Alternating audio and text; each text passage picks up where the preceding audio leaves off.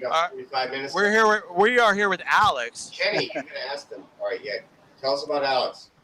Alex is got some really great information, man. Him and I were talking for I don't know, like 10 minutes about what we actually visually see in the world, what we're experiencing. Is it round? Is it flat? Are the trees? Is that Basically, we're talking simulation theory a little bit, potentially. Go ahead, Alex. Say hi to Jibby and Mark and. Juby and Mark, can you hear me okay? Yep, can hear you just fine. Okay, great. Well, I'm out here on the Sunset Boulevard, and we're looking at models of the flat Earth. And I just basically realized after discussing with some of the people out here that this construct, this idea is interesting, but if the intent of this is to raise consciousness, to get people to move into any subject and consider the possibilities without becoming offended or defensive or closed-minded. A simple example I gave, which is really a metaphor, a tool that people can do immediately so they can see for themselves and experience it for themselves just how extraordinary the human life form is. And the constructs of a flat earth or multiverse or string theory is all interesting, but many people on the planet don't have time to try to understand or contemplate. But what they can do, and this is just a very simple example, and I just call it the creating the basketball in a dark space environment. When you do that, just by merely hearing the words, a holographic projection is instantly created in your mind. You don't know how you're doing this. You don't know where the object is. And yet, when I stated that the object is in a completely dark space, you've actually lit it without realizing it and are observing this object in a completely dark space. And if you are hearing what I'm saying, the idea of this is that any person can do this and realize that at some point, what's actually observing the ball?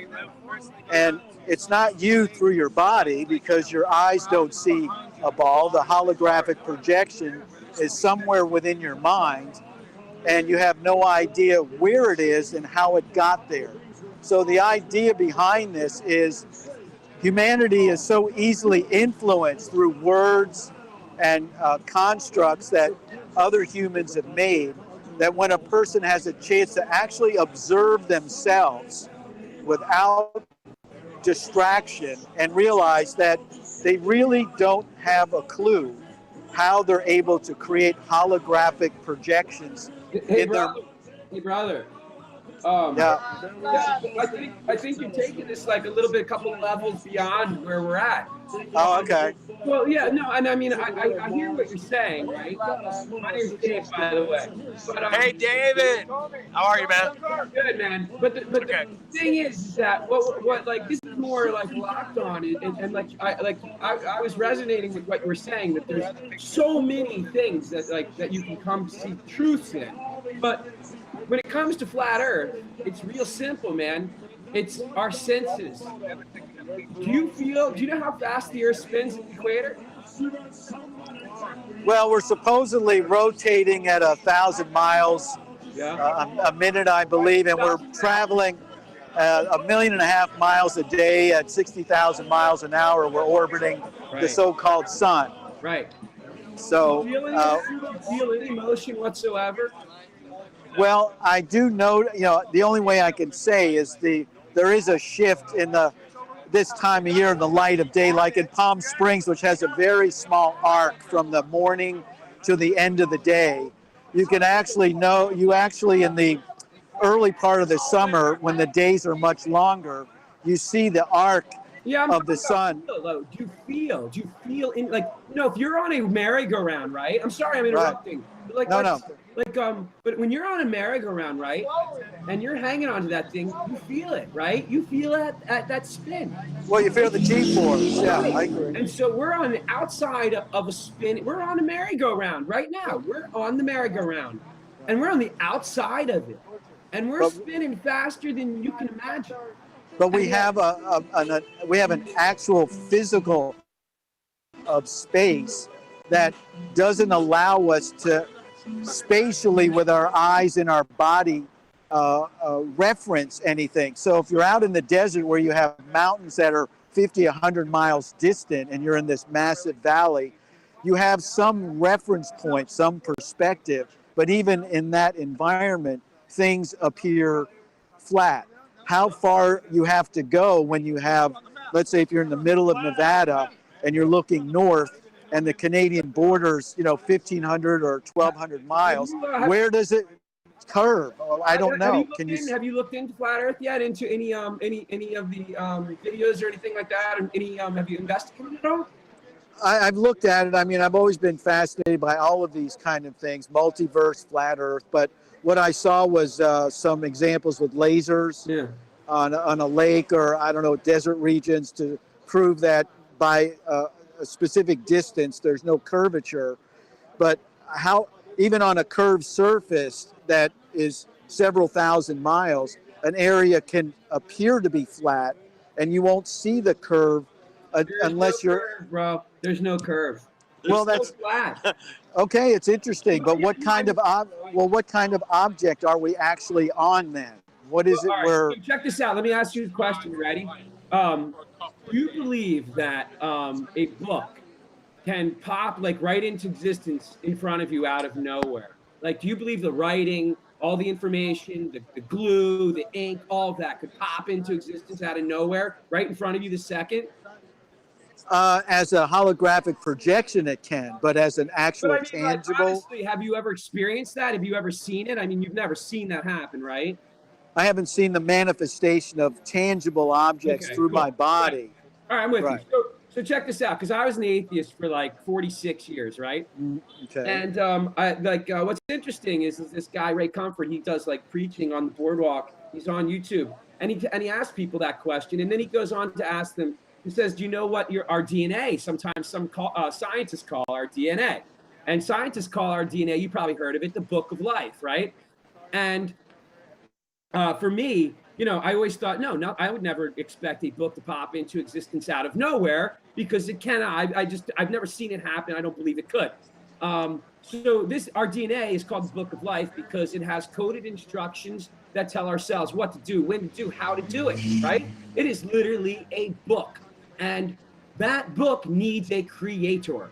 I'm not sure if you believe in God or not. I did not believe in God. Flat Earth really is about God, I believe, and a creator. And what happens is you find out about the Earth being flat, and you understand immediately. You understand immediately that it needs a creator, because the Earth is the center of the show. It is the show, and everything above us, man. It's like I used to think that you needed gravity for the sun and the moon to be rotating around. But I always was wondering, why doesn't gravity continuously pull the Earth and the moon, and eventually they're going to get sucked into it? And how come that stuff hasn't happened, right? The fact is that you don't need, with a creator, a supernatural creator. It says in the Bible very clearly that your sun and your moon circle above the Earth. And I don't mean to be preaching so hard on you because, coming from a science background myself, or thinking that everything was science oriented, I would not even give anybody as much time as you've given me, that you're giving me right now. But the point of it is, they teach us evolution. They teach us Big Bang, right? You gotta believe that crap, man. No one's proven, like you said, there's string theory. There's all these awesome, concepts, right? But they're all just a bunch of crazy ideas that people are trying to explain something that they don't understand. Yet it's right there in front of your face. It's right there in plain sight. Do you trust your government? Well, look, the God construct. If you go back to Mesopotamia, some of the earlier civilizations, there was no shortage in the Middle East region, for example, of deities and gods. Many of these civilizations had these type of things. And there's a belief, and based on some of the structures that are around the planet, especially with Stitchin and the Chariots of the Gods perspective, there's no reason not to consider that highly advanced, possibly spacefaring or interdimensional species have actually genetically constructed or seeded this object, whether it's a flat Earth or a sphere or whatever it is.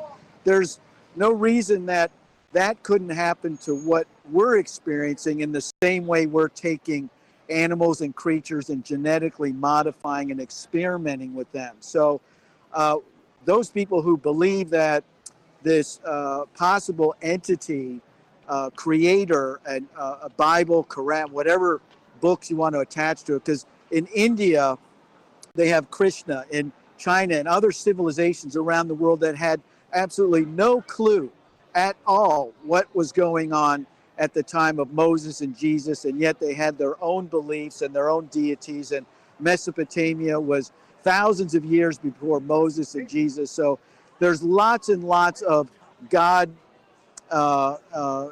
entity possibilities for the creation of maybe a flat Earth perspective. But I find it hard to believe that in the Middle East region, which had great civilizations, highly advanced, they went to the point of the Library of Alexandria and they destroyed it. And who knows where we would be with that knowledge and what they accumulated at that time in history. But all of the gods are all of a sudden reduced to three for the Middle East. There's the God of Moses, the Jewish people have, and then Jesus shows up, and then Allah. And that's it. Those are the three choices. And yet for thousands of years in that area of the planet, unknown to India and China and many other civilizations that were active 5,000 years ago, none of these entities were relevant. They didn't even exist. And all of a sudden, the entire world has to believe that whatever humans are attaching to the so-called Bible, the Old Testament, the New Testament, especially the Middle East construct, God construct, has been reduced to three entities. None of them agree with each other, but all of them are at war, and the people who believe in one are convinced that if you believe in the other, it's a fake situation and you should be punished, you should suffer or die. And this is what's been going on for a few thousand years, is they've used this construct to manipulate the minds of people through fear, intimidation, and violence, not enlightenment, not the fact that this entity, whatever it may be, whether it's alien or a multidimensional being of whatever, that it's something to consider and appreciate. But you don't need to follow somebody's orders.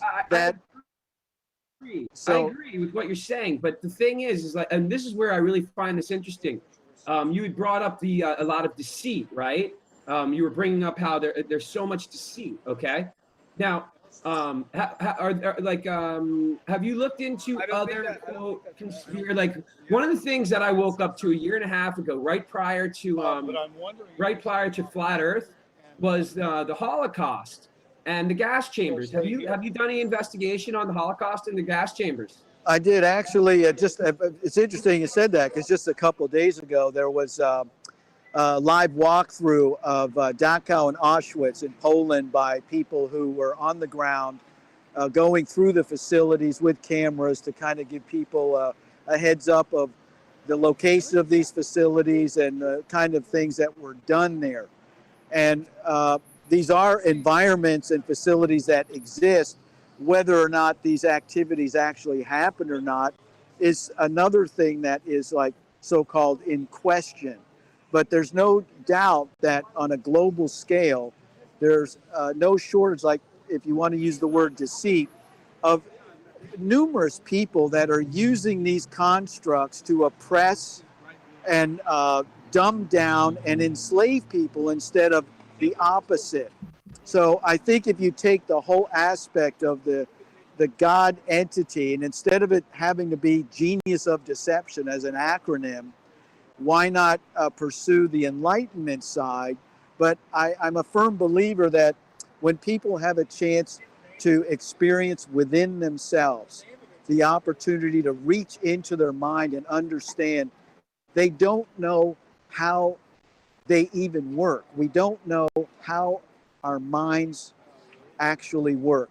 We have ways of processing information based on what others have basically told, forced, or suggested. But that's such a fraction of what our capability and potential really is with our mind and our body. Bro, it's You easier know, than all this shit, man. Seriously, let me tell you straight up. You have senses. You don't feel any freaking movement. We're not moving. The Earth is flat. It's like I mean, I appreciate everything you're saying, but like like it's like you're trapped in like you're going in loops, man. It's so simple. It's so simple. Like when like I just wish you could see it. I don't even know how to explain it. It's there. I mean, yeah. I lost it.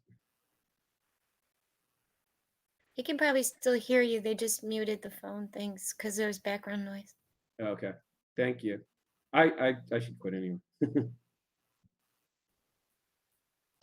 You're good, dude. Appreciate you. Thanks, brother.